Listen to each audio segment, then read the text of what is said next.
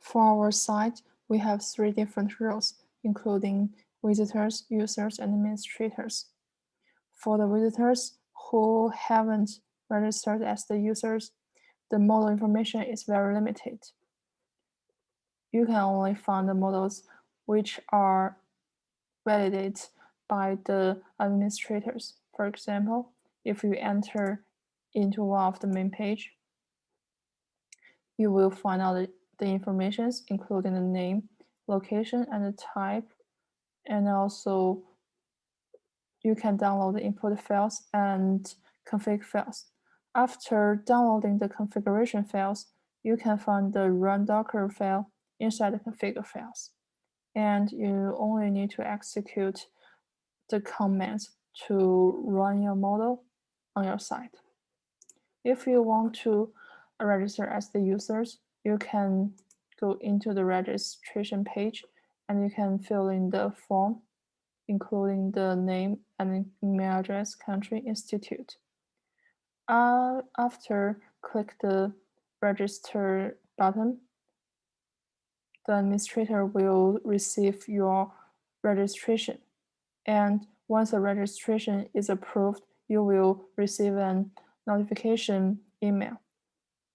After your application is approved, you can log in as a user under the login page. You will find your profile on this page. And now you have the permission to add the model. You can, for example, for the Vanderbilt format, you can submit the form by filling this information, including the author name, email, model information, and also you can upload the files that are needed in your model, including the config cover figure, input example, config files. By the way, if your input file is larger than 15 megabytes, you need to enter the download link below. If you have more questions, there's a help tip. You can refer to this Google documentation. And after you submitting your model, the administrator will view your model. If your model is validated, you will find on the home page. For the administrator, you have the permission to enter the admin page. Inside the main page, you can find all the models, not only the validated one, but also under other status. Once the users upload their model,